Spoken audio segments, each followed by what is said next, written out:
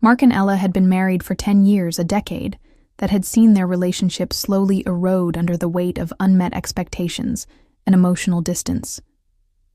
Mark, a successful architect, spent his days buried in blueprints and late-night meetings, seeking solace in work as an escape from the cold reality of their marriage.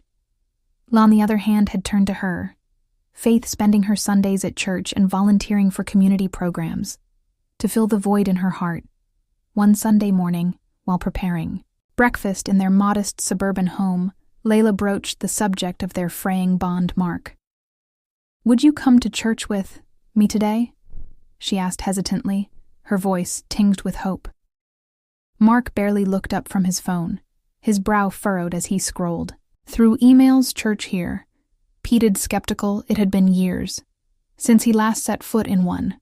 "Please, she pressed just this once. It might help."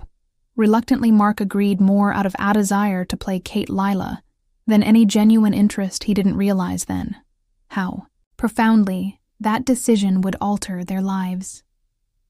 The church was modest, but warm, filled with the hum of quiet conversations and the soft rustle of hymnals as the service began. Mark tried to focus, but found his mind wandering. He scanned the room, his gaze settling on a young nun seated near the altar. There was something striking about her. Not in a way that demanded attention, but in the serenity she exuded. Her face, framed by the simple habit she wore, carried a quiet strength. When their eyes met, briefly, Mark felt a strange pull, a connection that left him unsettled. After the service, Layla eagerly introduced Mark to members of the congregation. Among them was the young nun. "Mark, this is Sister Hannah," Leah said, her tone warm. Hannah extended her hand, her smile polite but curious. "It's nice to meet you," she said softly for a fleeting moment. Her gaze lingered on his, and Mark felt an inexplicable warmth that night. As Mark lay in bed, the image of Hannah stayed with him. He couldn't understand why her presence had affected him so deeply, but he couldn't shake the feeling the following week. Lila mentioned that the church needed volunteers for repair work. "Sister Hannah is organizing it," she added, casually without thinking. Mark volunteered. The next day he arrived at the church and found Hannah waiting by the entrance holding a toolbox. Her demeanor was calm but welcoming. "I wasn't expecting you," she admitted, her smiles lightly surprised. Mark shrugged, trying to appear nonchalant. "I thought I could help. I'm an architect after all." As they worked side by side, repairing broken pews and repainting walls, their conversations flowed effortlessly. Mark spoke of his career and his passion for restoring old buildings, while Hannah shared glimpses of her life before the convent, her love for painting and literature. Mark was struck by her wit and humor qualities. He hadn't expected Hannah, too, found herself drawn to his vulnerability, sensing the loneliness he carried. Despite his outward confidence, days turned into weeks, and their shared work drew them closer. What began as formal conversations evolved into playful banter and genuine laughter. Mark began to notice the little things about Hannah, the way she wiped paint off her hands absent-mindedly, the light in her eyes when she spoke passionately about her community. For Hannah, Mark was a window to a world she had chosen to leave behind. His kindness and vulnerability stirred feelings she hadn't expected, feelings she prayed to suppress. Yet the line between friendship and something deeper blurred with every passing day.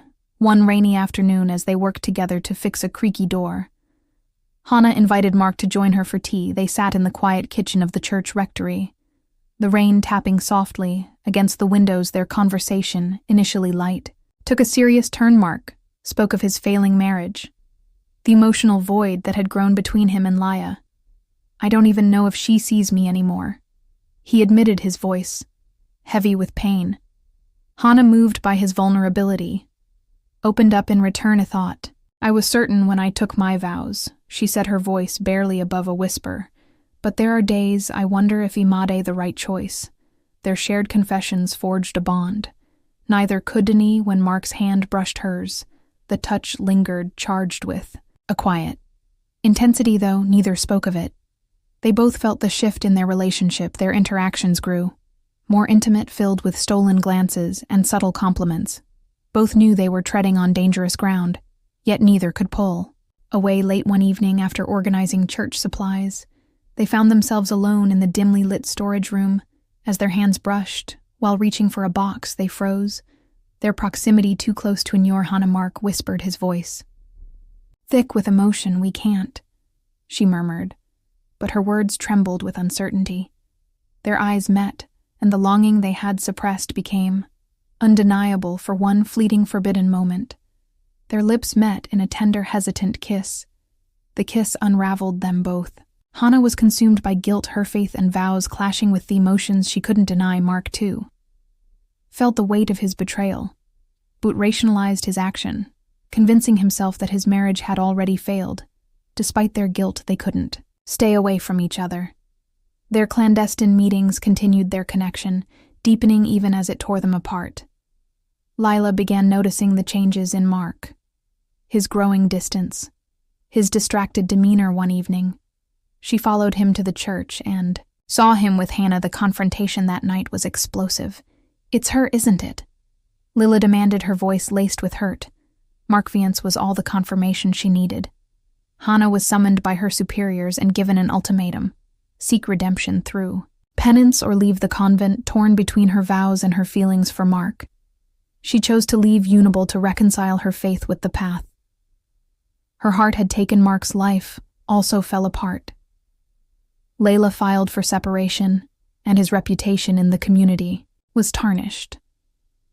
Despite everything, his love for Hannah remained, though it had left destruction in its wake. Months later, they met one last time in a quiet park. The air was heavy with unsaid words as they sat together. "I've lost everything," Hannah whispered. Mark reached for her hand, but she pulled away.